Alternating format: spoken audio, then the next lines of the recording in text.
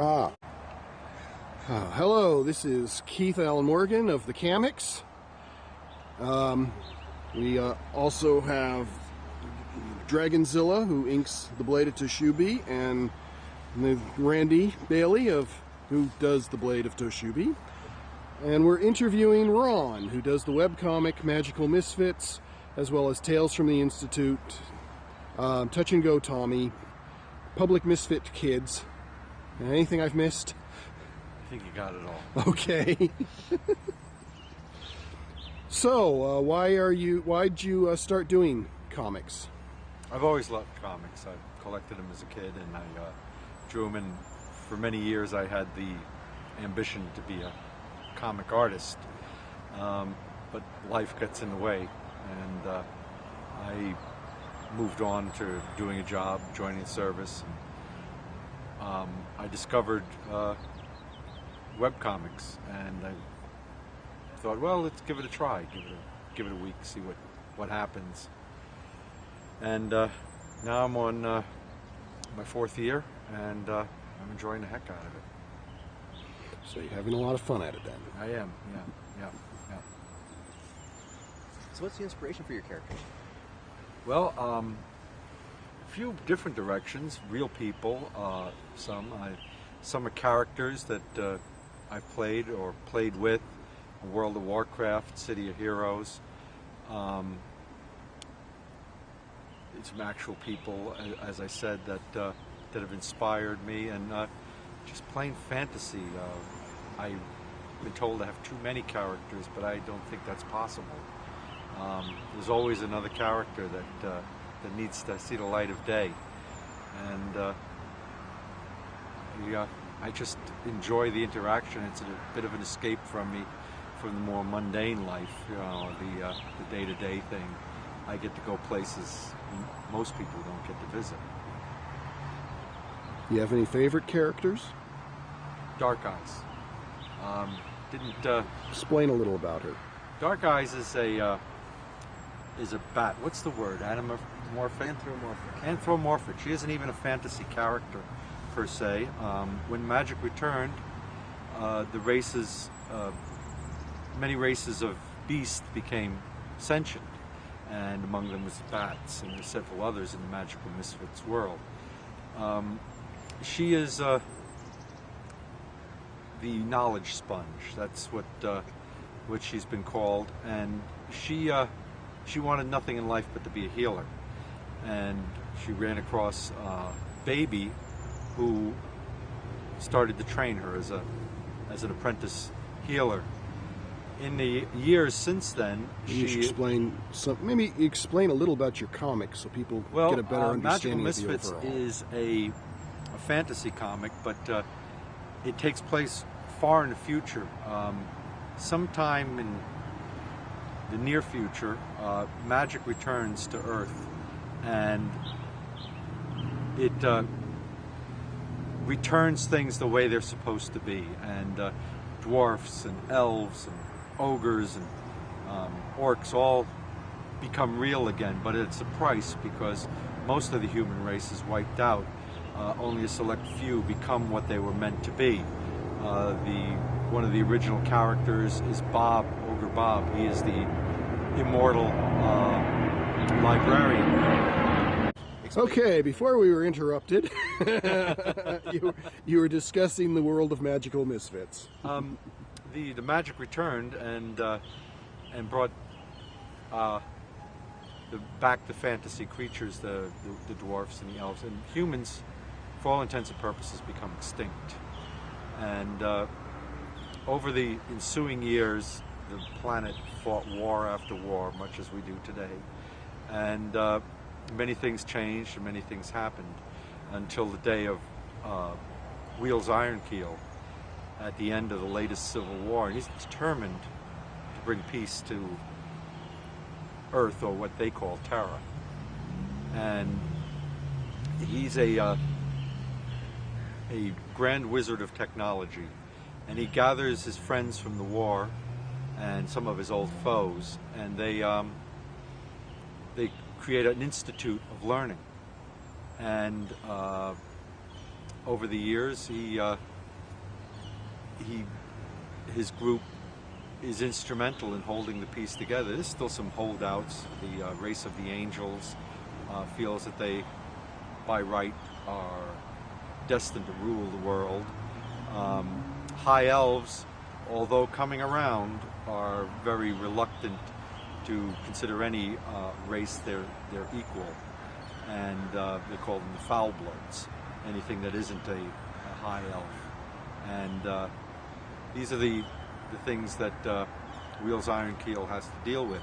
He's also bleeding technology back into the world, slowly and carefully, and he has a fleet of starships. He has the school, he has zeppelins and cars, but at the same time you'll see a oxen-drawn wagon loading a starship. It's a strange mix of technology and traditional worlds. The people that you said were real, that some characters were based after, do they know, and if so, how do they feel about it? Most of them know. Some people are models for the villains, and I'm not really going to let them know about that. But some of the main characters do know where they come from, and vice versa. Actually, one of the characters in the comic has met his inspiration. Wander has met Goat, who is the character that he's based after, and yeah, most of them do know. And most of them I'm still in contact with, and there aren't a whole lot of real people, but there are a few, and I always appreciate the wealth of material I get from these folks. Okay, now that we've established the world, how about getting back to your description of Dark Eyes and Baby? Baby is the master healer of the story. She's a mysterious race of beings that wear cloaks, and over the years we've discovered there are many, many, many of them, and they are all children of Panzerkrieg. He has a brother who also has a bunch of children that are all cloaked. They're a bit on the dark side. We're just starting to establish that part of the family. At any rate, Dark Eyes becomes Baby's apprentice, and over the years she gains many powers. During the crossover wars, Dark Eyes is severely injured, and Baby manages to save her through surgery, sorcery, and dumb luck, and entirely changes Dark Eyes, but also gives her some powers that we're only discovering as we go through the story. She also is given the power to take the power of healing from the unworthy and transferring it to the worthy. So far she has done it twice. She did it with the Corporal High Elf Red, gave the powers from one of the priests that was taking money to sell out the High Elf Kingdom of Lake Region. She's also done it with a High Elf named Alpha Wen, and gave the power to her niece Foxfern. The Dark Eyes fell in love with a character from another comic, and in their brief time together, Dark Eyes became pregnant and she gave birth to Robert. Should probably point out that Brian of the webcomic Drunken Scribblings, that's correct, also known as Prismatic Vodka. He's got to come up with a name. Yeah. But at any rate, in an attempt to rejoin Brian, Dark Eyes steals a starship and is thrown 10 years into the past. She finds her way back to our present, or the storyline present, but she's 10 years older. She's now a master healer, and she has an enormous big bareback boy who's immediately drafted by Summer, the Five Claw of the comic, Public humiliation as a henchman, minion, dupe, whatever. And he's now the pilot of the starship More Room. And we'll be seeing more of that as time permits. And they're part of the Public Misfits Kids storyline, which is a spin-off of both your comic That's and correct. Riley's, who does Public Humiliation. Yes. I have a little trouble with personal ownership. Yeah. Yes, you do cameo a lot of people. I have, yes. I think you're on Hogan's hit list. Yes, I am.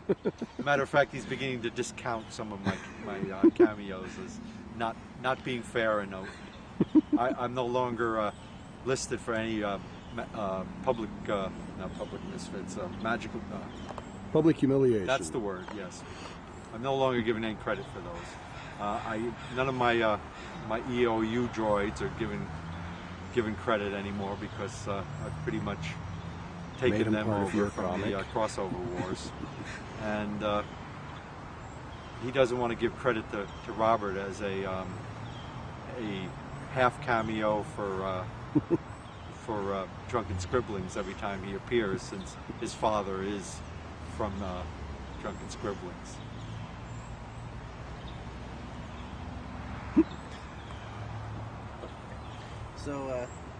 So I noticed that Boat and Wheels are brothers, They are. and obviously it looks like Wheels has taken on the technological side of things, the way of the gun, I guess you could say, and his brother has taken on a more melee approach. Was that planned, or was that? It was always planned. Boat's the blacksmith. Boat went into the family business. His father, Anchor, was a blacksmith and was hoping that Wheels would become a blacksmith.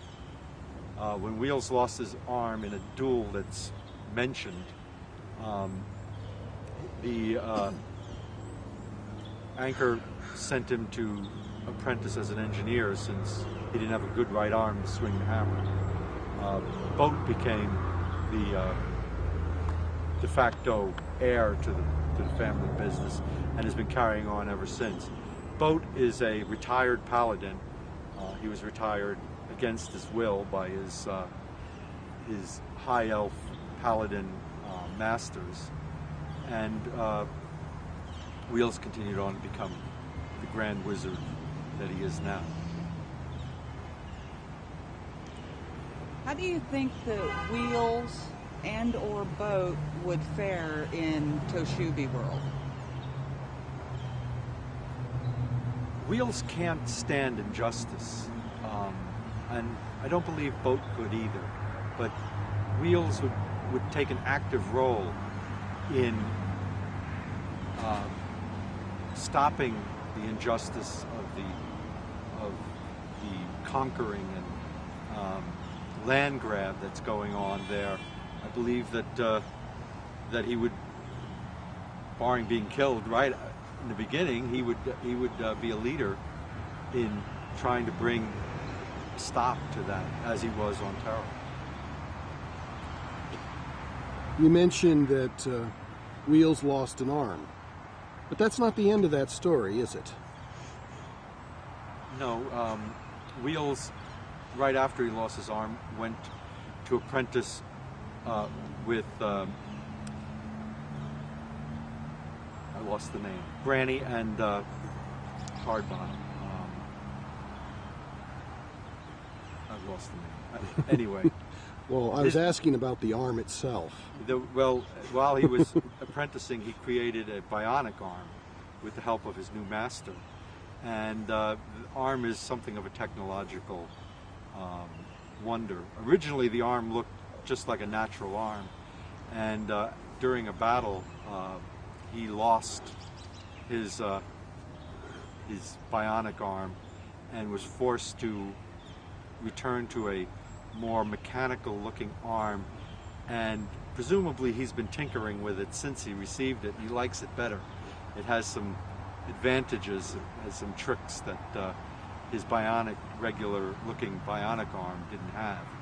And so up to this point he's still using the rather steampunk-looking mechanical arm that he took out of the armory that was stored in the back for so long, and as I said, he still has it for the moment. And But, as for his flesh arm? His flesh arm, the one he lost. Oh yeah. The one he lost was sent by Anchor Ironkeel to the Wizard Council to be stored until the time of Wheels' death, so it could be interred with him in his grave. Unfortunately, during the crossover wars, it was found by the villain from Knights of Valeria. Thank you, and he. I think his name was Solution. It was Solution, yeah, and he. Was a demigod. A demigod, and he gave the arm a life, made it a mechanical zombie quasi thing that became Ironkeel's right arm, or Ira. And this creature has popped up from time to time and tried to rejoin with Wheels and become an evil zombie bent on ruling the world.